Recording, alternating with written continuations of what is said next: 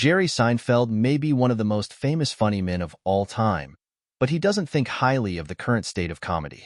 In a new interview with the New Yorker editor-in-chief David Remnick for the New Yorker Radio Hour podcast, Seinfeld diagnosed what he sees as the current problems with trying to create funny movies and TV shows. In both his stand-up comedy and his beloved self-titled sitcom, Seinfeld has made a career out of plumbing the humor of everyday life experiences. So when Remnick asked him how the weight of the world affects his work, Seinfeld basically disagreed with the premise. According to him, modern TV comedy thinks too much about worldly concerns and not enough about getting a good laugh. Nothing really affects comedy. People always need it. They need it so badly and they don't get it, Seinfeld said. It used to be, you would get home at the end of the day and most people would say, "Oh, Cheers is on. MASH is on. Mary Tyler Moore is on. All in the Family is on. You just expected, there'll be some funny stuff we can watch on TV tonight. Well, guess what? Where is it?" Seinfeld continued. This is the result of the extreme left and PC crap and people worrying so much about offending other people. Now, they're going to see stand-up comics because we are not policed by anyone. The audience polices us. We know when we're off track. We know instantly and we adjust to it. But when you write a script and it goes into 4 or 5 different hands, committees, groups, there goes your comedy. Remnick points out that Curb Your Enthusiasm, which recently concluded its 12th and final season on HBO, seems like an exception to that rule.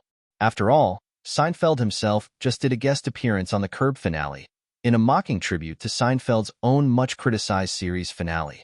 But the comedian says that Curb star Larry David, who also co-created Seinfeld, was immune to current cultural restrictions. Larry was grandfathered in, Seinfeld said. He's old enough to say, "I don't have to observe those rules, because I started before you made those rules." But, Seinfeld argues, if David was a young up-and-coming comedy writer today who wanted to pitch a concept like the Seinfeld episode where Kramer hires homeless people to pull rickshaws, or Curb's classic send-up Israel/Palestine relations, he probably wouldn't have the creative freedom to do so. If Larry was 35, he wouldn't get away with the watermelon stuff and Palestinian chicken, Seinfeld said. HBO knows that's what people come for. But they're not smart enough to figure out, how do we do this now? Do we take the heat, or just not be funny?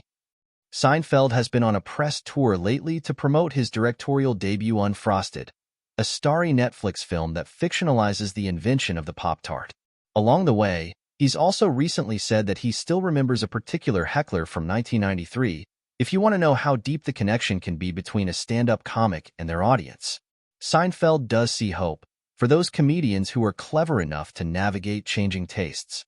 We wouldn't do that joke with Kramer and the rickshaws today. We would come up with another joke, Seinfeld said. They move the gates, like in skiing. Your job is to be agile and clever enough that wherever they put the gate, you're going to make the gate.